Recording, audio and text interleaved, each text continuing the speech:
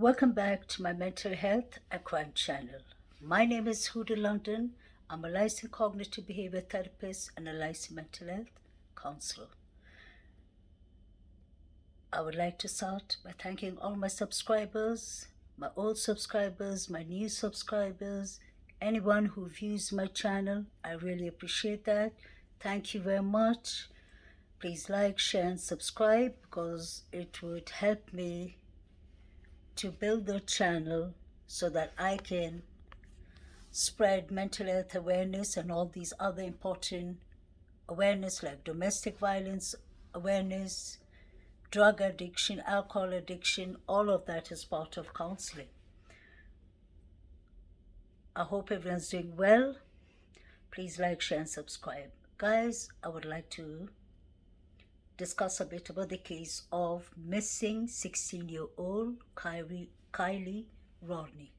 Kylie was reported missing on the 6th of August in Truckee, California, Placer County.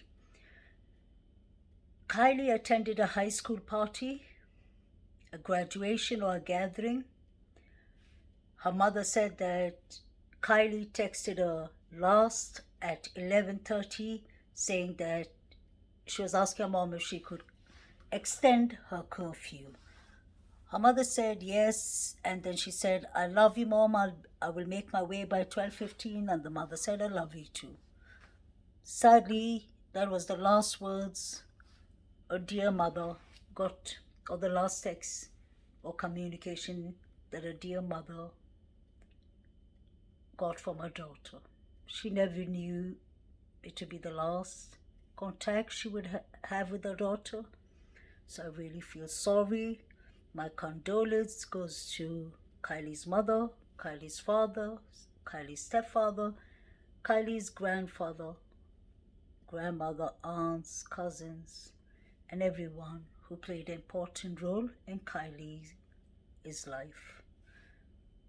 I really mean by sending your condolence. I really hope that you'll get the space to grieve. I hope that people give you all the space to grieve. And I hope you'll take good self-care, especially for your mental health. Kylie was reported missing on the 6th of August, like I said. That was the last text message to her mother saying that she'll be home or she'll make her way home by 12:15. That was the last the mother heard from Kylie. The mother fell asleep. When she got up in the morning, she noticed that Kylie did not wake her up because usually that is the deal the mother and Kylie have, to notify the mother that she's made it home safely. The mother ran immediately to Kylie's room. She checked on Kylie. Kylie wasn't there. The mother started panicking. She contacted Kylie's friends, and they said that she was last seen in the party, in the camping ground party. So one of the friends said that I will go and check if she could have possibly fallen asleep on inside a Honda. They went there and they couldn't find Kylie. The mother even went to the Starbucks coffee that Kylie was supposed to meet a friend, I believe. Kylie did not come. At 5:30 in the evening or 5 p.m. in the evening, the mother reported her daughter missing. That's Kylie Rodney, age 16, blonde hair, hazel eyes, slim-built girl, which all the pictures you see of sweet Kylie, she's smiling. She just looked like she had a heart of gold, and that is what we hear from everybody who knew Kylie. Placer County law enforcement put up a big search for Kylie. They used over 19,000 man-hours, but they couldn't find any clue of Kylie. Kylie's friend or party friend called Samantha Smith, who's 18 years old, formed a group of people and tried to help law enforcement to spread the awareness for missing Kylie. Samantha Smith said that she spoke to Kylie the last at 12:36 p.m. According to law enforcement, Kylie is found pinged near the lake at 12:30. So how could Samantha Smith have spoken to Kylie when Kylie's phone was switched off? They started a manhunt. At the start, law enforcement thought it was an abduction. They treated it a bit like abduction because Kylie and her vehicle was gone. Later on, law enforcement 16 forces of law enforcement came together. The FBI came and they were making press conference for 6 to 7 days to spread the awareness of Kylie Rodney. Sammy, that is Samantha Smith, Kylie's friend, said that she saw Kylie last in the party. She said that Kylie and her were drinking out of the same cup. She said that they would even go to the outdoor, the woods, the toilets. And she said that there was hardly any time that she and Kylie would separate in the party. She said, just sometimes we both are very social people. We like going around and saying hello to people. According to Samantha Smith, she said that the crowd started getting overwhelmed. Around 300 people were in the party. She said people came from as far as the Bay Areas like San Francisco. And she said that she's usually used to a big crowd and usually goes well for her. She enjoys that, but she thought that this was a massive crowd. She said it was a bit overwhelming. Samantha said that she was supposed to get a lift home from another friend, but the friend was leaving early from the party, so she asked Kylie if Kylie could drive her home. Kylie said that is all right. They continued partying. According to some rumors, this is all for entertainment purpose only, guys. According to some friends, they said that they saw, or some people in the party, a girl said that she saw Kylie around 10:30 to 11 p.m. at night. She could hardly walk or stand on her feet or talk. She was very intoxicated, and there could have been possibly something else than alcohol, since there was so much drugs in the party. Samantha Smith said that at 11:30 she and Kylie were in the car with a group of other girls and they were texting messages, or Kylie was texting her mother trying to extend her curfew. Samantha said that we were pouring out drinks and the alcohol was stored in Kylie's car. Samantha said that she noticed that Kylie was really intoxicated. And bear in mind, Kylie is only 16 years old. So she said, I decided not to take a lift with Kylie because she said Kylie was very intoxicated and I don't believe in drinking and driving. That's what she told Tony. She was asked if she knew if there was any cameras in the area. She said no. She said there's no cameras until you come to Highway 89 near Truckee. She was asked when was the last time she saw Kylie. She said in the party. She said her lift came, so she left, but she did not tell us who her lift was, if she was driving, if she was the passenger, nothing at all. She said Kylie called her at 12:36 while she was in the lift with the person who was driving her home, and Kylie asked Samantha, do you need a lift? Do you want me to drive you home? And Samantha said, no, I'm fine. That's basically the things that Samantha has been pointing out to us. Samantha even mentioned a friendly fight, that they would do it for entertainment purposes only, that they would do it for fun, they would use boxing gloves and such things. We know how usually it goes with people who are drinking. Even an innocent punch can lead someone into coma or into their deathbed. So these are teenagers, but I found that a bit strange because especially when she said that we were sharing the same cup, I believe it was part of her alibi, just in case Kylie's toxicological reports shows drugs in her system or overdose. She's going to say, oh yeah, but I told you I drank from the same cup as Kylie. That's the impression I got. Samantha was asked if that was the last outfit Kylie was wearing, the one in the gas station with the green dungaree pants, with the black belt, the big black belt, and the bodysuit, the black bodysuit that Kylie had on. She said yes. Strangely enough, she forgot to mention the two hoodies that law enforcement said Kylie was wearing. Then you have Mags, that is Kylie's friend. She's known Mags longer than Samantha.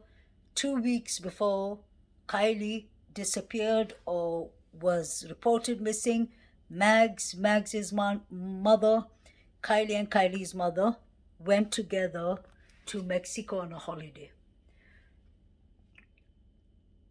Then we had Kate and Jagger, that's the ex of Kylie, and Kate is the friend of Kylie, who did a news interview, a short interview with the Sacramento News. I think it was Fox 40. What I noticed is that, what's his name? Jagger wasn't given eye contact at all to the camera, and I found that a bit sketchy. As a cognitive behavior therapist and as a mental health counselor, we usually look at our clients, we try to analyze in cognitive behavior therapy. We try to analyze what they're thinking, not what they're thinking, what they're saying, and if it makes sense to their behavior, because sometimes people could say something and their actions could mean total opposite. Jaguar was very positive, saying me, her, he meant Kylie, Kate, and one of my other friends will bring Kylie home. She's fine. Strangely enough, Samantha said the same thing too, that Kylie's fine, Kylie's a strong girl, Kylie's a smart girl, Kylie will find a way home. And Samantha Smith had the nerve and the audacity to say that she thought Kylie would sleep in the woods by herself alone. I don't know where she got that bright idea from, but she said that. This case went out for a very long time. Like I said, law enforcement spent 19,000 hours. I wish they did a better, not only search, but I wish they looked after the crime scene.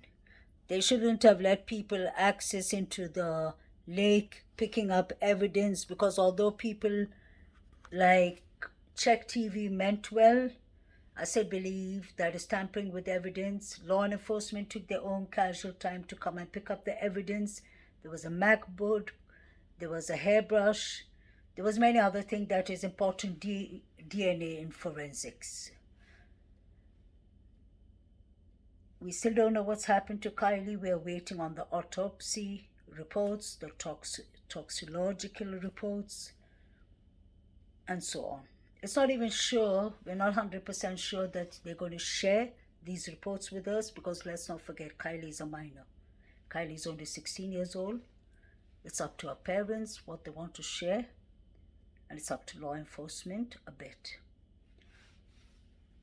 We saw Kylie's mother having a tribute, and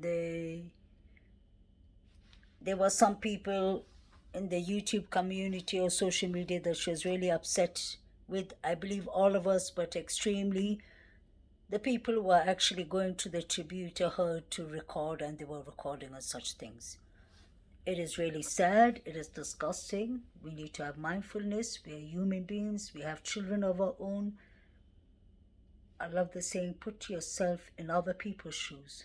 We wouldn't like anyone coming in a grieving space of losing your daughter in such a horrible manner, for people to be sitting 24 hours on live streams trying to act like Sherlock Holmes, Columbo, and detectives. I do speculate too a bit, but I try and keep it classic. I try and stick to the point, and I do not, never would I go into Kylie's car and try and observe her human remains, and which way the door would open and which way Kylie's body, her position of her body would be lying into. That is really sad. That is disappointing. People need to be mindful. I've been saying this over 3-4 weeks until Kylie's mother reacted and told people, mind your own business. And I think that's fair and square. I respect her for that. I know many people are upset of it and think she's sketchy. She's not sketchy. She wants to mourn her daughter's death in peace. She doesn't need a circus. I think people have been so used to attacking Dawn and Candice that the next person became Candice Cooley, Dylan's mother, and now it's Kylie's parents. We have to be mindful and let these people grieve. They've lost a loved one, and especially the girl is a minor. I would like to talk a bit of the clips I've been recently putting up because I believe that is facts, and facts are important to follow. I recently started thinking, why am I bothered about analyzing Kylie's vehicle, God rest her in peace, or the family? I started thinking of just check what's up in Placer County. What are law enforcement so quiet about? What are they keeping in the down low? I've been researching for 2 days and you can see the clips I put up there. Placer County, Roseville in Placer County, Sacramento, San Francisco, the Bay Area, Selma, all of these places have been having an epidemic in fentanyl. There's a fentanyl crisis going on that is killing people under 25 years old because kids are thinking it's just pills, but they don't even know those pills are lasered with fentanyl. As I was even watching that many of these fentanyl drugs are lasered on cannabis and marijuana and mushrooms and such things. Kylie was reported missing on the 6th of August. On the 5th of August, you can go and check it out, and it's even in my clips, one of my clips. On the 5th of August, there were 4 overdoses of fentanyl in Roseville in Placer County. That was 24 hours before Kylie and Sammy's party, the one they attended, the one that Sammy organized. I believe in July, somewhere in July, within 36 hours, 5 people died of fentanyl overdoses in Roosevelt. We know that recently, 1 week before Kylie went missing, a 15-year-old girl overdosed on fentanyl and the person who did it got arrested recently. That is the reason I personally used to always say from the start that I believe an overdose has happened in Kylie's case. We don't know if it's intentional or if it was on purpose or if it was an accident, but I really believe from the start that overdose could have been involved. I thought of that or either a friendly fight that turned fatal, since Sammy was trying to tell us about, what was it called? Lord of the Flies and all that. And she said it was a friendly fight. We all had on gloves and there would be someone to stop the fight. So she had bouncers or securities in the outdoor party. Anything could have happened in those woods, but many people don't believe Nick, the toll truck driver. I do actually believe him, because everything he says, the FBI is following him, and so law enforcement. I believe that his company has turned in all those video clips, and I believe that it could be possible that Kylie was in the trunk by then, God forbid. Or it could have been possible that it was Kylie herself against her own will, that she could have been giving him hints by asking him, how do you put on the seat belt secure? That could have been actually a cry for help. We still don't know, and that will all come out in the court. The reason I believe whoever it was, Nick said that the girl was acting very strange and very weird, and I believe, just like I said, fentanyl could have been definitely involved. because fentanyl has symptoms of what's it called, confusion, hallucinating, different kind of things. So that could be definitely possible. The reason I keep on saying the word fentanyl is because it has been an epidemic, and you can imagine the night before Kylie attended this party, 24 hours before that, there was 4 overdoses. I repeat, 4. Not 1, not 2, not 3, not 4. 4 overdoses in Roseville, and that's in Placer County. Placer County has had for the last year a campaign awareness that they call One Pill Can Kill. So maybe that is the reason law enforcement are keeping it very close to their chest. Maybe the parents don't want the world to know that Kylie, God forbid, got her hands on fentanyl, something laced with fentanyl, or that somebody gave it to her, or maybe they don't even know. Maybe they just want to grieve their lost daughter. Yeah. What's her name? People are talking about Sammy has all scars and bruises on her knee and her elbow and all. That could have come from anything. Let's not forget these people were drinking, they were on drugs, they could have been falling. It was dark at the places. Because if she had a cat fight, like they say, if she had a fight with a girl, there would have been more scratches on the face, I believe, and the hair and such things. People can trip and fall very easily. But it's completely possible that she could have had a fight with Kylie because she herself, what's her name?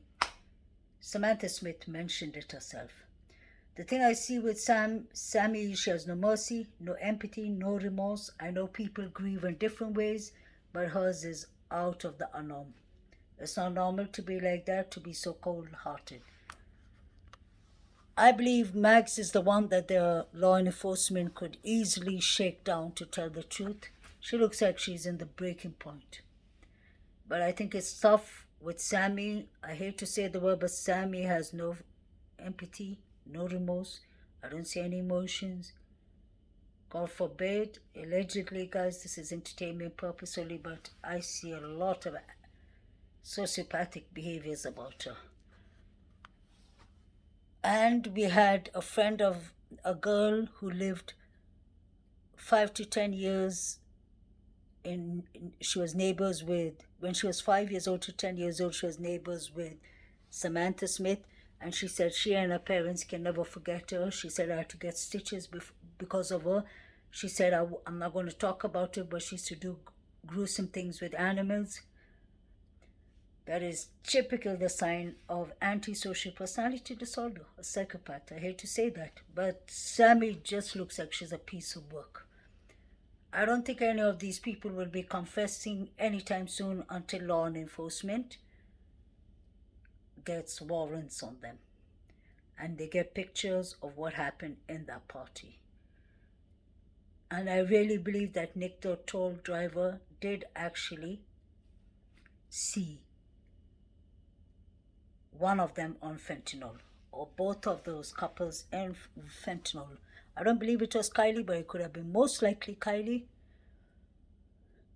And what is possible is, I think if it wasn't Kylie, they called law enforcement because they were too high. They were on fentanyl and they did not know how to start the vehicle. That's a possibility too.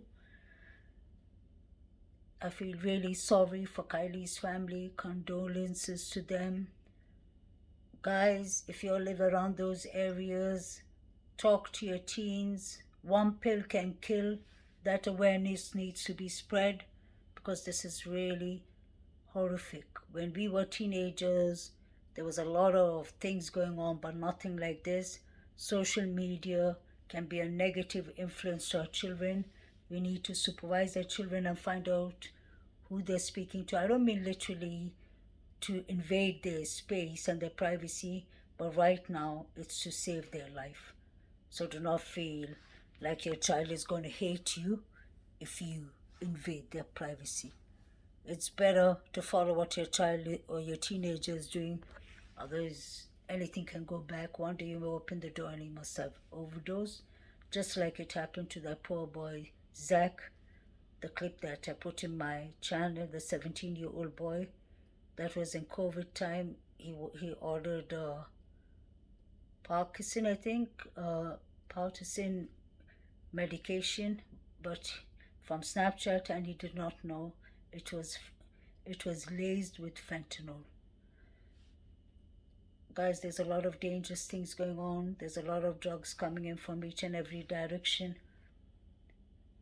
So look after your children, because something terrible is happening in this world, and we need to spread the awareness as a community, as parents. We need to be mindful with these cases because the parents are grieving. Bereavement is a part of counseling that we take really serious. It is really sad, especially losing a loved one in that manner. I hope everyone can give them space, especially Kylie's mother, because you can see she's hurt, she's frustrated, she's heartbroken. I could even hear Zav girl today saying that why are people talking about me and what do they want from me? Zav girl, I'm just telling you, from one creator to another creator, respect the family. I heard you saying yesterday after you played the mother's clip, or day before, you said that, yeah, but the father is interested and the father wants to find out and we want to find out. We are not entitled to find out anything. We are just a public observing. We are not law enforcement. We are not involved in this case. Boundaries, confidentiality is important. Zav girl, as a mental health counselor, another advice, please stop putting up all those young children under 18 years old and a bit above 18 years old as Instagram accounts. Those children could get attacked by lunatics around the world. You're doing more damage than doing more good. You're getting carried away with it. This ain't about subscribers, views, and such things. This is about having respect, boundaries, ethical morals. And I think it affects us more than you because you don't have children, it looks like. Just like Ryan Upchurch. He needs to stop this madness. Ryan needs a mental health check, mental health evaluation. He needs a drug addiction program. And I can't believe that some people are sitting around and saying, oh no, Ryan isn't on drugs. He is. Look at his pupils. They tell a lot. This is really nasty. Only a drug addict or only a stupid person, ignorant person would say that Kylie Rodney did not exist. Only a stupid person who has time, who's evil to hurt other people, would say that Kylie's grandfather is Kayla's father. That's how you know when somebody's on drugs. I work with drug addicts, people who are in addiction, very often. I work with people with mental illness very often as a therapist, and I really love my job. I really care for my victims. I really care for my patients. But I can see this guy is a walking disaster, and for Zav girl, for you to go in his panel and say, oh, but I did not agree with him, I disagreed, I told him they're real, it doesn't matter. Shakespeare said, show me a friend and I'll tell you who you are. So if somebody is doing nasty, unpositive things and are hurting innocent, grieving families, you shouldn't be encouraging them. You shouldn't be sitting on the same panel with them. I wouldn't have given them 1 second of my time. This is all about Kylie Mae Rodney. This is about Kylie's mother, Kylie's father. You had the nerve, Zav girl, to talk about Kylie's stepfather saying that he had a criminal record. Where does your train stop? Where does your buck stop? Enough is enough. Last time everyone was attacking Candy Cooley, Dylan Ron's mother. Now it is these poor grieving parents. They didn't ask us to solve the case. They asked their county, place county and their FBI to solve Kylie's case. We are the outsiders trying to figure out what happened and try and investigate, but we don't have the skills. And if you're going to do it, we should do it on their terms. When they tell us to butt out and mind our own business, we should. You can't be saying, Zav girl, oh no, the mother's in denial. She's not in denial. She lost her daughter. I have a daughter, and I can imagine what would have happened if I lost any of my children, or any of my community's children, or any of the world's children for what it matters. Stop doing what you're doing, because you're hurting innocent victims. And you're saying, no, we're just trying to figure out, that's what we do on YouTube. No, that is not what we do on YouTube. Talk for your damn self. Don't talk for us. We're here to spread positive awareness. Prayers, love, justice, and condolence to Kylie's mother, if you're listening, to Kylie's father, to Kylie's grandfather, to Kylie's stepfather, to Kylie's entire family, her aunts, her loved ones. As for Sammy, Max, Kate, Jaguar, all of y'all, if y'all know anything of this party, go to law enforcement. Be anonymous and just tell them what you know. Otherwise, you'll have these nosy people who are unmindful, like Zav Girl and Ryan Upchurch, all over your business, which y'all do not need.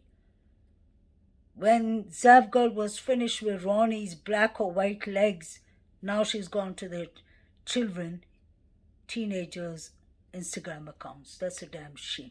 Damn shame. Guys, I'm really sorry, but I had to get that off my chest because I've been watching this madness for a very long time. And with Zav Girl, it's just getting worse and worse and worse. By me sitting and not saying anything, that means I'm as bad as them. I would rather not have subscribers, but stand up for the grieving parents. And I would like to end by telling everyone, look after yourselves, look after your loved ones. Take good self-care. And love each other. Love your teenagers. Look after your teenagers. Look after your children. Guys, there's no excuse. We have given our children too much freedom. That's my personal meaning, that we have to set some boundaries before such lethal drugs are going around that could kill any of our children. The next man's child is our child too. Love, peace. Look after yourselves, guys. Good night. Have a lovely week ahead.